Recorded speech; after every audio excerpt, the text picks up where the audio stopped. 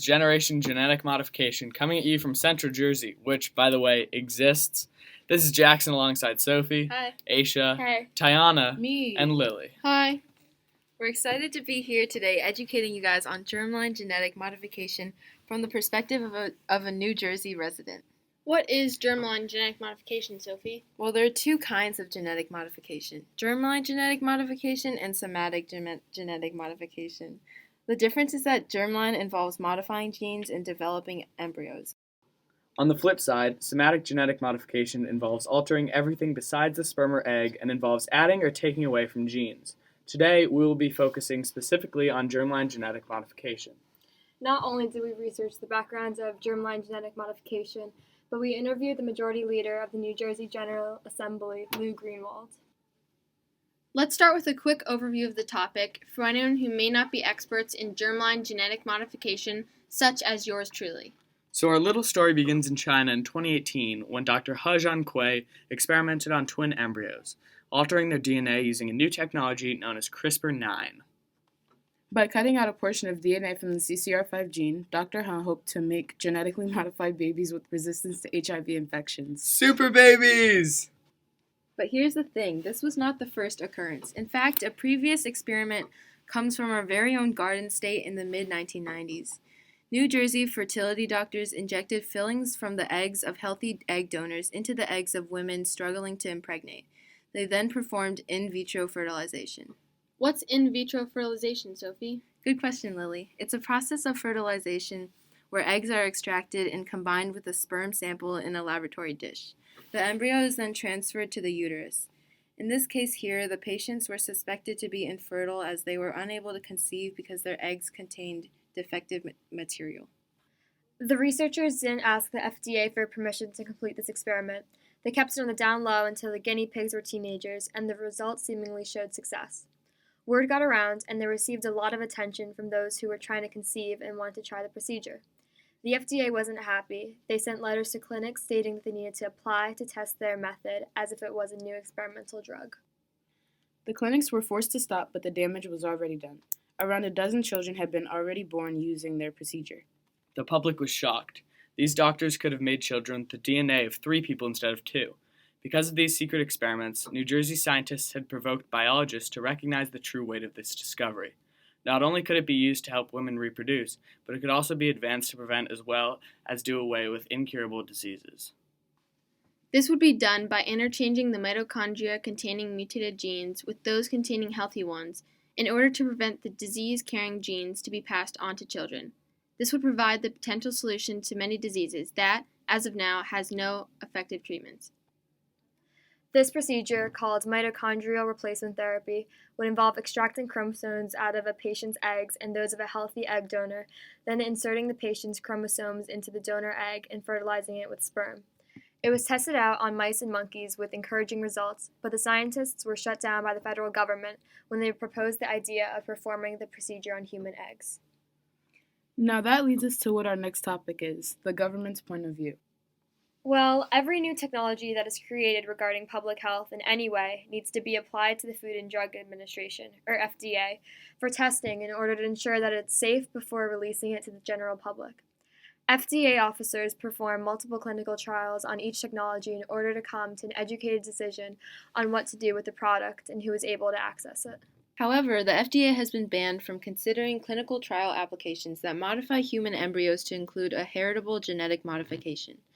This is stated in a congressional act known as the Consolidated Appropriation Act of 2019, which made sure that, as of then, the FDA would continue not to be allowed to use funds to test any human embryo-related products. This applies to CRISPR-9 as well as any other technology connected with germline genetics. In addition, the National Institute of Health cannot provide funding for human germline editing or genetic modification of gametes. CRISPR-9 is not the first gene editing technique, but it is by far the most efficient. The simplicity of CRISPR-9 revolutionizes the field of gene editing and its research. To put things into perspective, a group of high school students were put into a room and taught about CRISPR and how it works. After only 2 hours, they learned how to edit genes using CRISPR. So what does all of this have to do with New Jersey? Great question. One of New Jersey's leading sources of economic income is pharmaceuticals. What are pharmaceuticals? The pharmaceutical industry is an industry that discovers, develops, produces, and markets drugs for use as medications. But as the world advances in technology, there may soon be ways to replace them, including gene editing. Germline gene editing can permanently take away the DNA associated with a disease or condition before the child is even born. The research on the risks of germline editing is limited, but people across the world are eager to become a part of this innovation. And New Jersey has this opportunity in the palm of their hands. The question is whether we will take it as a state. The background in pharmaceuticals that the state has and its many prestigious institutions for research makes New Jersey a perfect place to further the research of germline editing. So how will this help the average New Jersey citizen? Well, the research will boost the New Jersey economy, as it would become a leading contributor to germline editing. As a result, the state taxes could be lowered, people could receive higher wages, and more job opportunities would be created.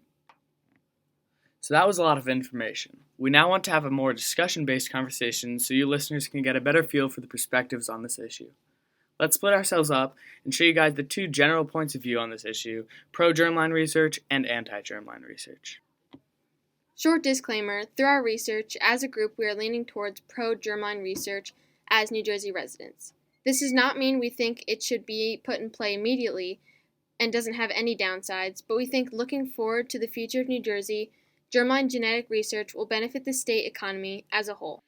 Tiana and I will be presenting the pro-argument. Some of the basic reasons for furthering research on germline gene editing are the obvious, that it could cure many previously incurable diseases and the benefits it has for the economy. Germline gene editing has already shown success and has a very promising future to curing terminal and currently incurable diseases. An example of this is with hypertrophic cardiomyopathy, a painful and deadly heart disease that causes tightening and stiffening in the heart tissues, which can lead to a number of symptoms, such as weakness, chest pain, and cardiac arrest. A study done at the Oregon Health and Science University showed promising results.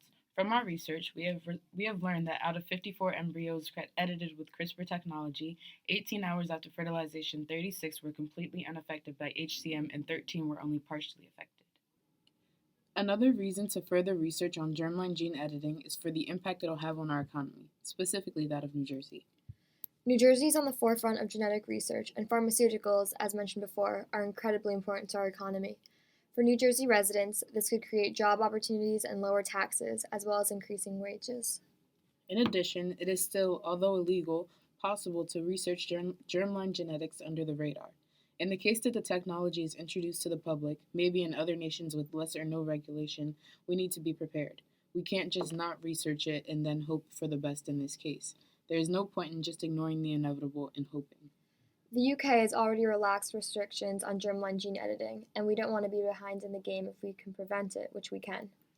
These are some of the reasons to encourage germline research. Now Sophie, Jackson, and Lily will talk about the other side of the argument.